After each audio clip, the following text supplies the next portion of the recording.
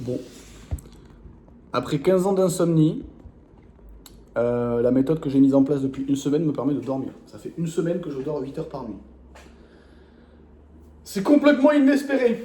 C'est plus que ce que j'aurais voulu dans mes rêves les plus fous. Ok. Donc j'ai déjà fait une vidéo sur ce que c'est la méthode CBTI, Cognitive Behavioral Therapy for Insomnia. Donc je ne vais pas vous remettre tout le détail de la méthode parce que sinon la vidéo va être trop longue. Je vous invite à aller regarder la vidéo où je détaille la méthode. C'était au tout début quand j'ai commencé à la mettre en place, donc il y a 7 jours. Là, je vais juste rappeler brièvement en quoi ça consiste et vous dire les effets que ça a eu sur moi. Donc la méthode, elle repose sur le fait que votre cerveau, il a désappris que le lit était fait pour dormir. Peu importe la raison pour laquelle vous avez eu un déclencheur sur vos problèmes de sommeil, que ce soit un deuil, une période de stress, ou simplement des mauvaises habitudes, c'est-à-dire de scroller dans le lit ou de jouer aux jeux vidéo dans le lit ou des trucs comme ça. En fait, le déclencheur il démarre les problèmes de sommeil, et par la suite, votre cerveau commence à rattacher à votre lit diverses activités qui ne sont pas que dormir. Et maintenant que ces activités sont ancrées, tout ce que vous faites autour, ça vient aggraver la situation, même les efforts que vous faites parfois. Je vous donne un exemple. Si vous avez des problèmes de sommeil comme moi, ce que vous faisiez peut-être avant, c'est de vous coucher encore plus tôt et de vous lever encore plus tard. Puis du coup, pour avoir une plus grande amplitude de temps passé dans le lit, en vous disant, bah, si je passe 12 heures dans mon lit, il y en a peut-être 6 ou 7 qui seront des heures de qualité. Et du coup, je serai quand même un peu reposé.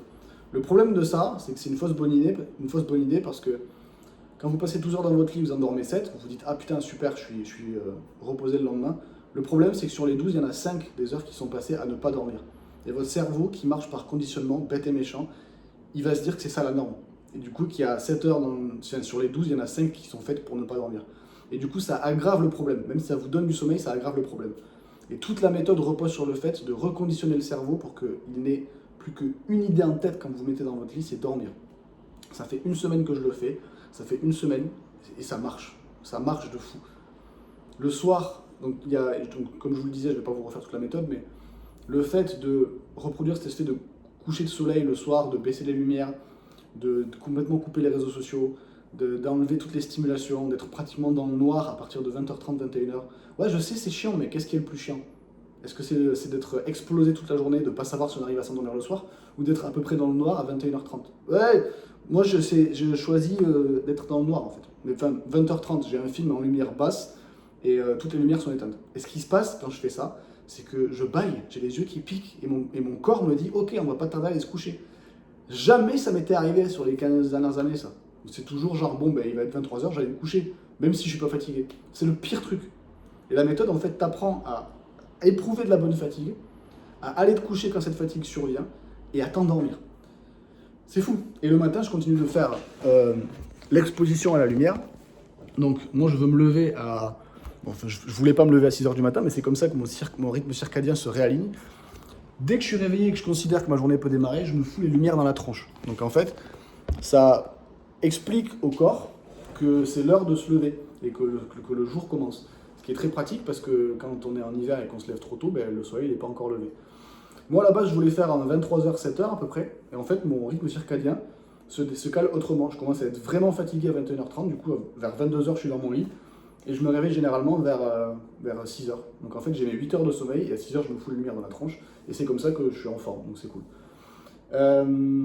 Et le dernier rempart en fait pour la réussite et le sommeil, moi, c'était toujours mes propres pensées. Des pensées intrusives, c'est-à-dire est-ce que je vais réussir à dormir? Imagine si j'arrive pas à dormir, ça va bousiller ma journée du lendemain.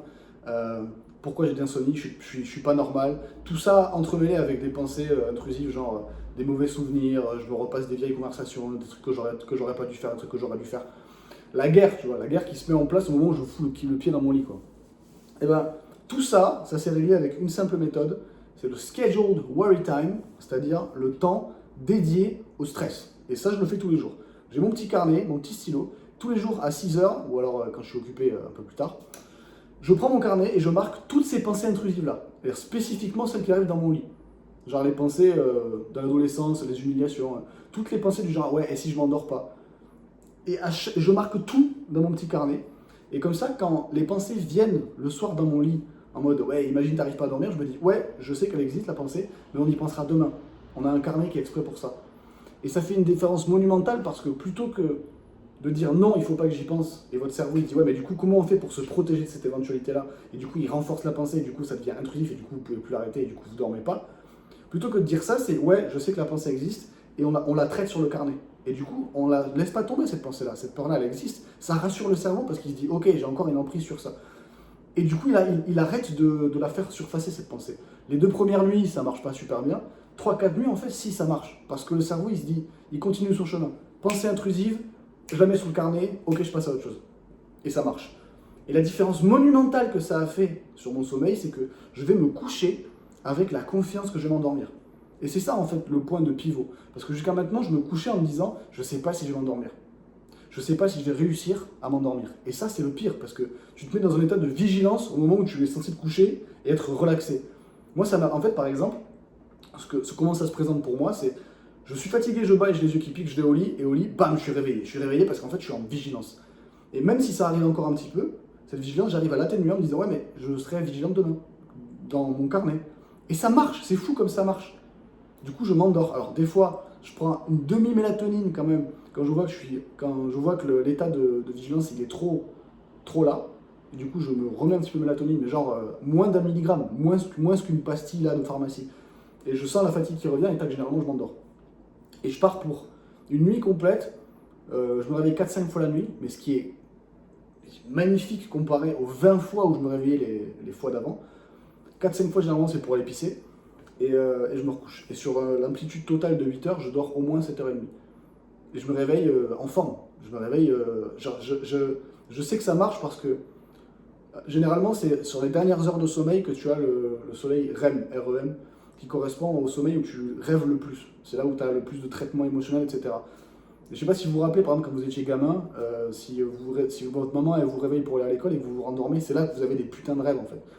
Ben, en fait, ça, c'est censé arriver. C'est la preuve que vous avez un sommeil qui est de qualité. Parce que ça veut dire que tous vos cycles avant, ils ont été complétés et que du coup, ça laisse la place à ce cycle-là. Si quand vous vous rendormez aux alentours de 6h du matin, vous n'avez pas du tout de rêve, ça veut peut-être dire que votre système il est encore en train de chercher le sommeil profond parce qu'il n'en est pas encore arrivé au sommeil, à ce fameux sommeil-là. Là, le matin, je sens que je suis en train de me réveiller naturellement parce que je pense qu'entre 5 et 6h du mat, j'ai plein de phases où je me réveille, je me rendors, je me réveille, je me rendors et j'ai des rêves de fou à chaque fois. C'est ultra positif, ça veut dire que ça marche ce que je fais et ça me rassure de malade. Et quand je me lève, du coup, vous voyez toujours que j'ai une gueule, j'ai toujours des cernes, etc. Mais au niveau du visage, au niveau de l'éveil, au niveau de l'énergie matinale, ça n'a rien à voir. Je me réveille vraiment bien, quoi. Je me réveille bien, pas dans le pâté, pas anxieux et tout. Et ça fait une différence monumentale. Donc vraiment, si vous avez des insomnies, depuis des années, depuis des décennies peut-être, je vous en supplie, ne pensez pas que c'est trop tard pour vous. Rendez-vous compte, 15 ans. 15 ans à ne pas savoir pourquoi je dors pas. 15 ans à me dire que le problème il vient de moi. 15 ans à me dire que c'est peut-être comme ça que je suis censé être foutu. Non, c'est pas vrai. Votre cerveau il sait dormir, votre corps il sait dormir. C'est juste que vous avez désappris et vous pouvez réapprendre. Donc je vous conseille de regarder la vidéo CBTI que j'ai faite pour expliquer la méthode. Si vous parlez anglais, c'est encore mieux que vous ayez écouté le podcast de Matthew Walker qui vous l'explique en détail et beaucoup plus clairement que moi. Et je vous invite très fortement à être patient parce que moi ça s'est passé sur une semaine. Je sais que ça ne va pas durer forcément éternellement parce que par exemple, dans 3 jours je vais voir un concert en Allemagne, donc ça veut dire que je vais décaler mon sommeil, je vais être stressé pour l'avion, je vais revenir, je vais peut-être boire de l'alcool, donc en fait je vais revenir, mon système il va être en mode oh putain il s'est passé quoi. Mon plan c'est de me remettre dans la routine, pas de stress, pas je vais essayer de dormir plus, on reprend pas les conneries d'avant, je reviens, je me fous dans mon lit comme d'habitude et on va voir combien de temps ça prend pour me réaligner. Mais je pense très sincèrement que j'ai fait le plus gros chemin en l'espace de 7 jours que sur l'amélioration de mon sommeil. Je l'ai fait en 7 jours ce chemin-là, alors que ça fait des années que j'essaie de le faire autrement.